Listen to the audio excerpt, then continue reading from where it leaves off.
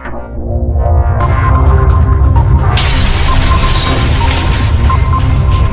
programa Experiências gostaria de indicar o site Absolute Heal, de Marisa Araújo, o médico das estrelas, Dr. Luciano Negreiros, endocrinologista ortomolecular que trabalha com medicina estética e esportiva, Fofa Fest, os melhores eventos sob o comando de Ilse Rangel, a Fofa. A nova coleção da marca La Clava, sempre bonita e sensual. E o restaurante novo, em Copacabana, o Point dos Famosos, sob o comando de Edu Costa, localizado na Avenida Nossa Senhora de Copacabana, 434, no Rio de Janeiro, com comidinhas e bebidinhas maravilhosas. E a loja L'Ultimo Impero Rio, na Rua Siqueira Campos, 143, loja 38, no segundo piso, em Copacabana, dentro do Shopping dos Antiquários. Oi, gente, vocês que estão aí no canal Experiências do Malu Maciel. Eu sou Glória Pires, estou aqui na pré-estreia do meu primeiro longa como diretora, Sexa, que estreia nos cinemas de todo o Brasil e é importante a primeira semana, dia 11 de dezembro, não deixem de vir conferir. Olá, e aqui é Malu Maciel de volta com vocês para o programa Experiências. E hoje nós estamos aqui na ABL, Academia Brasileira de Letras, para o lançamento da coletânea do livro do ex-presidente José Sarney. Fiquem ligados. Sarney consolidou uma trajetória literária que ultrapassa a vida pública, marcada por uma escrita que funde o lirismo, a memória e a reflexão histórica. Olá, que grande honra revê-lo. Lhe conheci na sua residência. Malu Maciel, tudo bom, meu querido? Estamos, nossa, com prazer, uma honra estar contigo novamente. Estamos aqui hoje na ABL. É o lançamento, né, da coletânea de José Sarney. E a vida dele teve duas vertentes.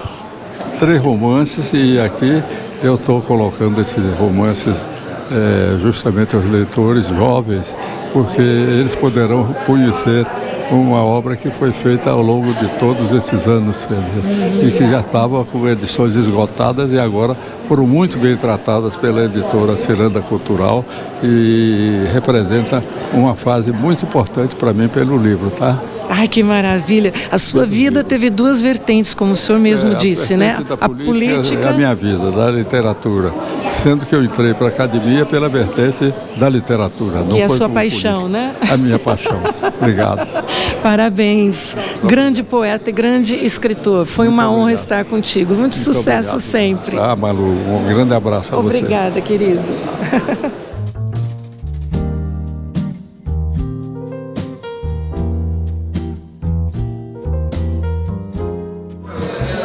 E quem está aqui comigo nessa cerimônia linda do lançamento da coletânea dos livros de José Sarney é a nossa querida Ilse Rangel, a Fofa, que veio direto do Maranhão. E aí, Fofa? Ah, uma honra muito grande, Malu, me encontrar com você nesse momento super especial.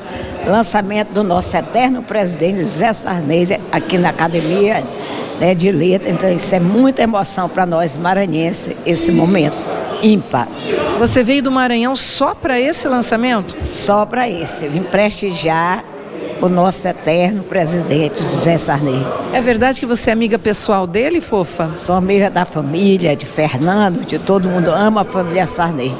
Então vamos desejar muito sucesso. Ele disse durante a cerimônia, ele disse que antigamente ele buscava eleitores, agora ele busca leitores. Verdade, porque ele é muito votado, ele é queridíssimo. Se ele se candidatasse, com certeza iria se eleger tranquilo e lógico que teria meu voto.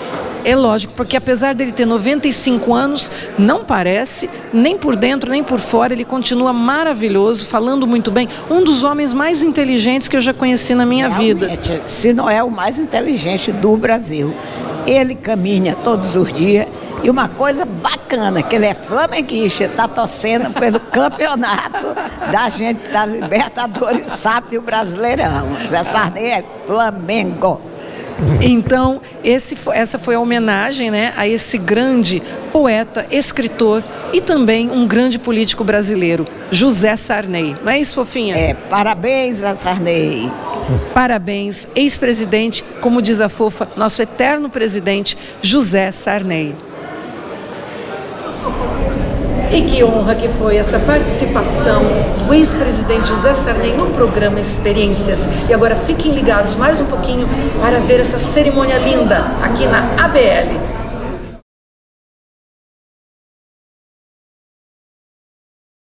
Presidente Merval Pereira, meus estimados e também queridos amigos, companheiros e acadêmicos que aqui estão prestigiando esta tarde na qual eu estou renovando a vaidade que todos nós temos de ver os seus livros à disposição dos leitores. E há muito tempo esses livros desapareceram das livrarias. Isso me motivou a aceitar o convite que me foi feito pelo Dr. Donaldo, que aqui está presente, presidente da Ciranda Cultural, e de Janice Florido, que é uma editora extraordinária que me acompanha desde o tempo da Siciliano, onde ela foi responsável por algumas edições que lá fizemos. Portanto, eu quero agradecer, em primeiro lugar, a eles da editora que, com tanto cuidado, com tanta dedicação, trabalharam esses livros, de modo a que eles tivessem um novo formato e tivessem uma capa temática que pudesse significar uma coisa nova para os leitores, que eu acho que são os jovens, que não conhecem, naturalmente, alguns livros que há muito tempo desapareceram de circulação. Portanto, esta é uma oportunidade que me dá muita satisfação e muita alegria por isso. Quero agradecer ao Merval, que tem sido impecável no tratamento que a mim tem feito nesta casa. E, sem dúvida alguma, ele escolheu que a noite ou a tarde de autógrafo fosse feita numa sessão da casa. Isto, Merval, eu fico muito feliz e muito honrado. Sobretudo porque neste mês de novembro, no dia 6 passado, há 45 anos atrás, eu tomava posse na Academia Brasileira de Letras. E a minha presença na Academia Brasileira de Letras, minha mãe que fez uma carta, a última carta que ela fez, poucos dias antes de morrer, ela dizia: agradeço a Deus ter um filho eleito para a Academia Brasileira de Letras. Ela colocava a academia à frente da presidência da República. Então, no Maranhão é assim. A academia é maior do que a presidência. Então, a maior alegria que eu tive na minha vida, mais pura, talvez tenha sido nesse dia em que eu cheguei a essa casa. Esse orgulho que todos nós devemos ter, porque, sem dúvida, a eleição significa uma consagração que nós temos individualmente, cada um de nós, desta casa tão memorável, na qual Machado de Assis e Joaquim Nabuco, com outros companheiros, tiveram a oportunidade de fundar. E eles nos deram duas diretrizes fundamentais, que são aquelas que constam dos seus discursos. Primeiro, a necessidade que nós temos de ser uma casa de amigos, que prezemos a amizade, porque ela, sem dúvida, evita as dissensões. Então, eu tenho prezado sempre, ao longo desses anos todos, esta amizade com todos os senhores acadêmicos, na qual estamos destinados a viver juntos a vida inteira. Isto o Marquês de Abrantes dizia aos senadores quando eles queriam brigar: não briguem, vamos viver juntos a vida inteira. Então, nós também devemos dizer isto aqui. E segundo, a tradição, manter a tradição, que ela é sem dúvida uma linha que cabe a todos nós. E terceiro, a guarda da língua. E essa guarda da língua é que nós temos a obrigação de fazer. E, sem dúvida alguma, meu presidente Merval, nós devemos perseguir a feitura do nosso dicionário, para termos o dicionário da academia, que sem dúvida alguma vai marcar para o futuro, sendo uma realização importante e definitiva que nós faremos para a língua portuguesa. Faremos a mesma coisa que fez a língua espanhola, quando o dicionário da Academia Espanhola de Letras é, sem dúvida alguma, o monumento da língua espanhola seguido até hoje. Não deixemos jamais passar essa vontade de fazermos o dicionário. Eu tenho tido algumas vezes esse sonho, tenho procurado incentivar, mas nós temos as limitações que são da feitura do próprio dicionário e dos recursos necessários a essa realização.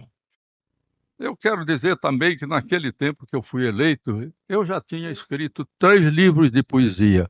Um deles, que é o Maribondo de Fogo, tinha sido na edição portuguesa, prefaciado por João Gaspar Simões, que foi aquele grande crítico, ele ainda vivia naquele tempo, e que fez a apresentação e a revelação do Fernando Pessoa, né? Foi o João Gaspar Simões, o primeiro grande crítico a descobrir.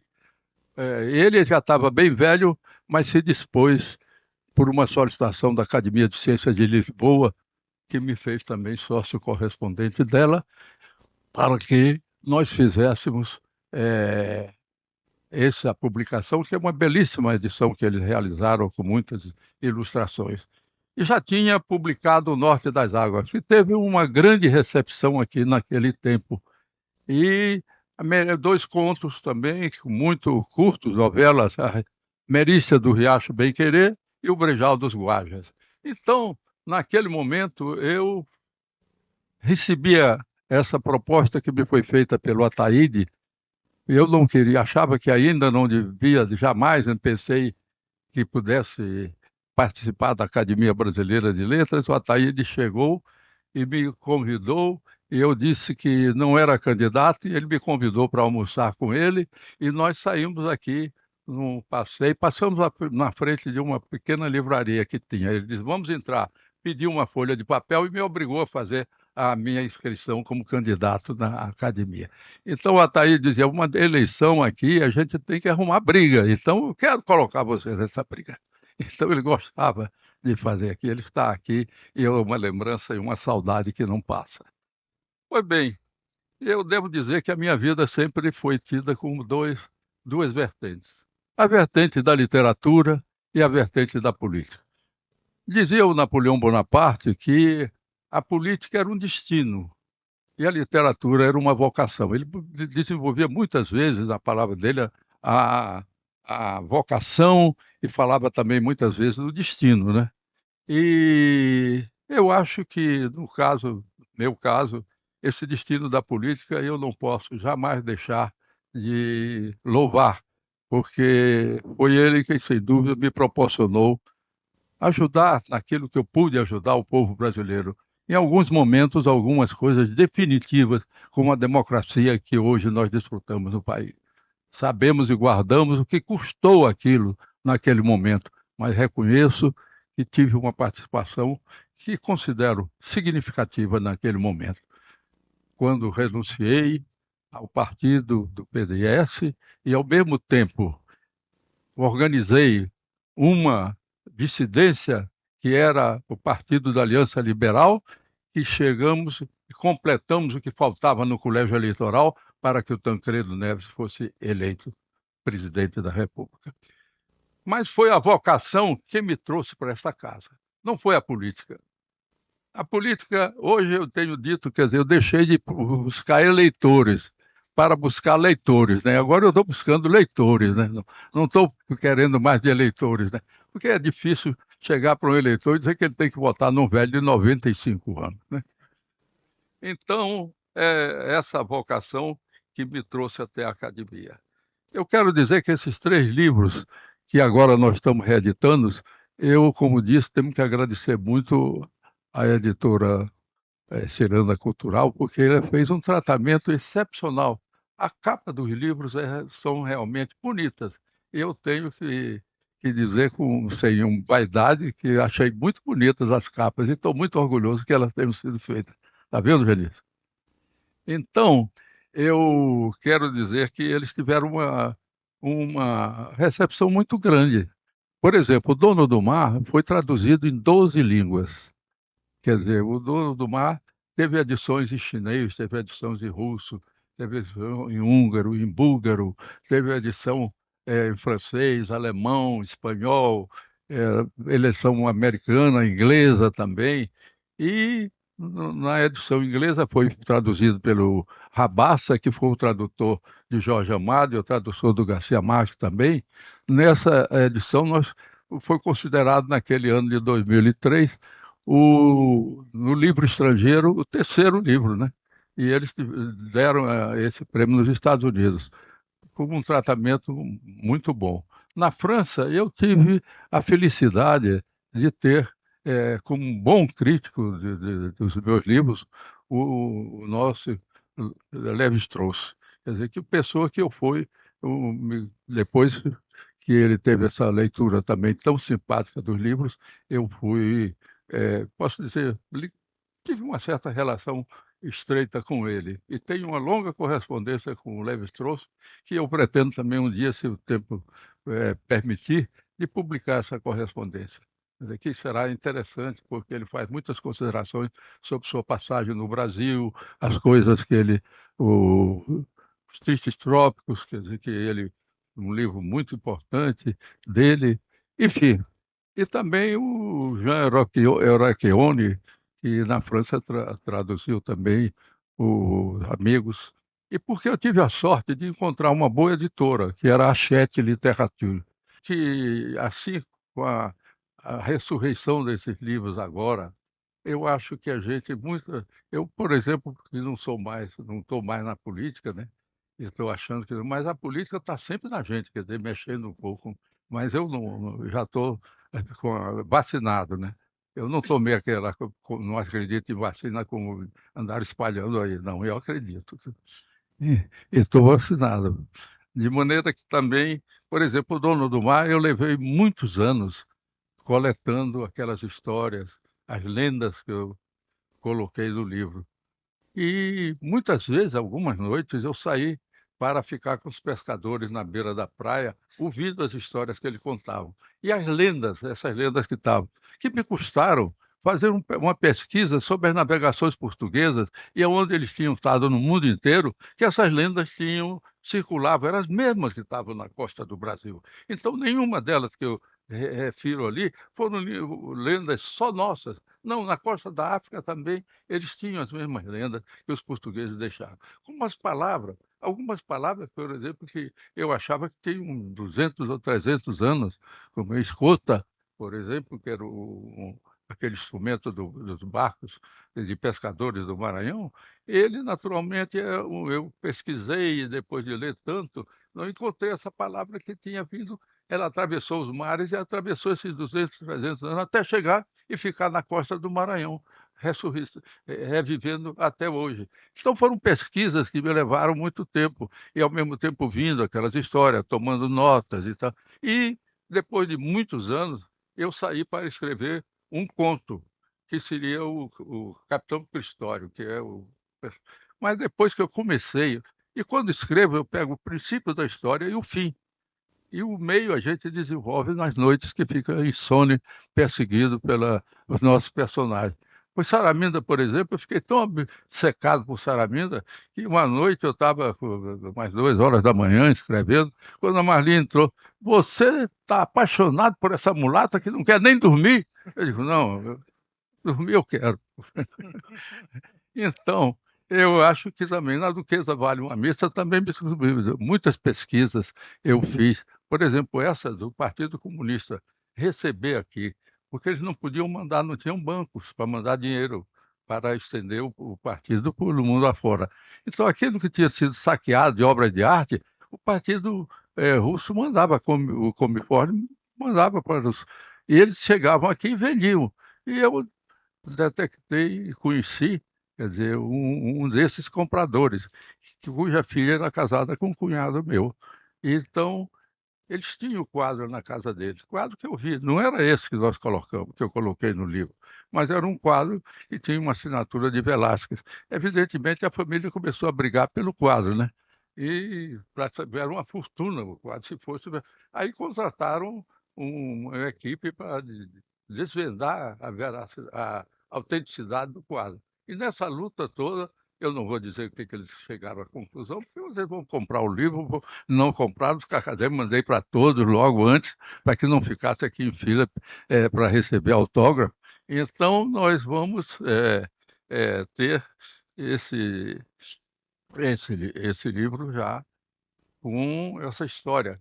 A obsessão que ele teve pelo quadro, e o quadro começa a ser. Eu tive que pesquisar sobre o ponto de vista crítico, que você relatou sobre pintura, sua escola, a escola de Fontainebleau. Então, isso é desenvolvido dentro do livro. E, ao mesmo tempo, fiz uma coisa que eu não vi muito no livro brasileiro. Coloquei os quadros que tinham, eram dentro do próprio livro. Então, temos, alguns deles são quadros muito provocativos, né? Como esse da Duquesa, né? Em que ela está apontando para o seio da irmã e dizendo que ela estava grávida do rei, né? É o que consta na história francesa. Pois bem, eu quero dizer que esta casa, o lugar de decano, é um lugar muito triste e alegre. Alegre pela presença dentro da academia, com a convivência e a amizade de todos nós acadêmicos que aqui estamos e frequentamos essa casa.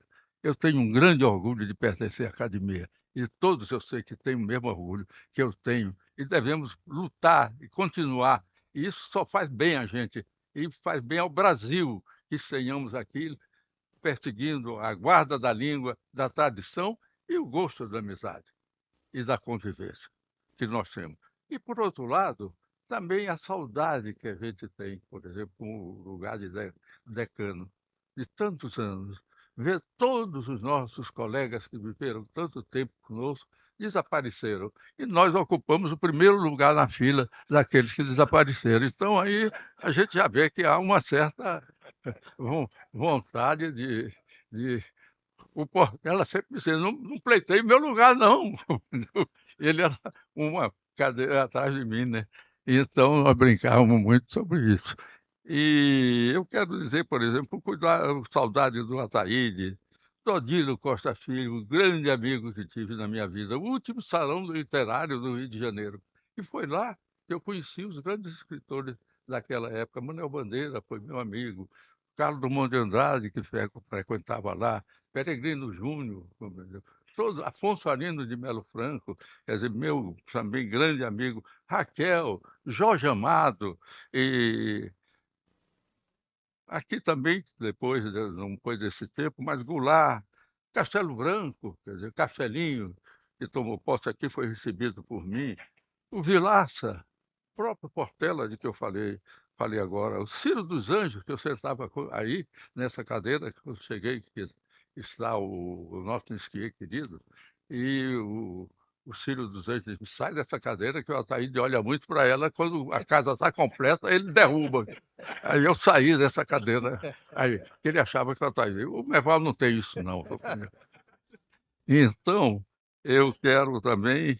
eh, Gilberto Amado era uma figura muito interessante. Quando ele tomou posse aqui, aí o Afonso chegou e disse: Olha, Gilberto, quem lhe deu, quem foi na sua frente foi o Guilherme Almeida, fez um discurso melhor do que eu sei. Eu disse: Também. O tema dele era muito melhor do que o meu. Então, ele tinha essa vaidade, o Gilberto, as histórias que tem esta casa, que são muito ricas. E a minha cadeira, o patrono dela é o Tobias Barreto, quem primeiro ocupante foi o Graça Aranha, da nossa terra, do Maranhão, né? E eu substituí o Zé Américo de Almeida, que foi um grande político brasileiro, candidato à presidência da República, que perdeu para o Júlio Prestes, e isso determinou a Revolução de 30, uma figura excepcional, o Zé Américo. Aqui eu também conheci, muito pouco, porque ele já estava um pouco velho, também na casa do Odilo. Então, e nesse tempo, era uma das coisas que o Ataíde queria, era justamente colocar um político escritor porque o Zé Américo tinha escrito aquele grande livro da Bagaceira, que foi um livro muito importante. Pois bem, e eu quero dizer que quando eu assumi também aqui, eu contei a história no meu discurso de posse do meu avô Assuero. Quando eu fui eleito para a academia, ele era um lavrador vindo do Nordeste, na seca de 21, para o Maranhão, e ele dizia: eu vi a cara da fome na seca de 21. Ô bicha da cara feia, só mata a gente em jejum. Então, o velho Assuero, eu fiz uma cartinha a ele dizendo que tinha entrado para a academia e a minha alegria e tal. E ele recebeu a carta e chamou a vizinha, começou a soltar foguete e tal. E a dona Tudinha, vizinha, disse: seu Assuero, o senhor está tão contente, por quê? Meu neto José entrou para a academia. E o que é academia, seu Assuero? Eu não sei, eu sei que é coisa grande. Então, eu entrei contando essa história, né? E também me despedi com a Alcione, uma cantoria do pai da Alcione, que dizia: eu já vou me embora, é chegada a hora de eu me despedir, no discurso de posse. Eu digo duas coisas do Maranhão, meu avô e a cultura popular do Maranhão. Pois bem, muito obrigado, Eval. Muito obrigado a todos os membros da mesa que aprovaram, a todos os senhores acadêmicos que estão aqui presentes, me dando muita alegria. E eu estou muito feliz por essa sessão, que eu considero 45 anos da minha presença na Academia de Letras. Eu aqui não entrei como político, entrei pela minha vocação literária. Muito obrigado. E esse foi mais um programa de Malu Maciel. Fiquem sempre ligados, toda quinta-feira, meia-noite, pelo canal 6 da NET TVC Rio e pelos YouTubes de Malu Maciel Experiências e de Marisa Araújo, que se chama Absolute Rio. Obrigada e até a próxima!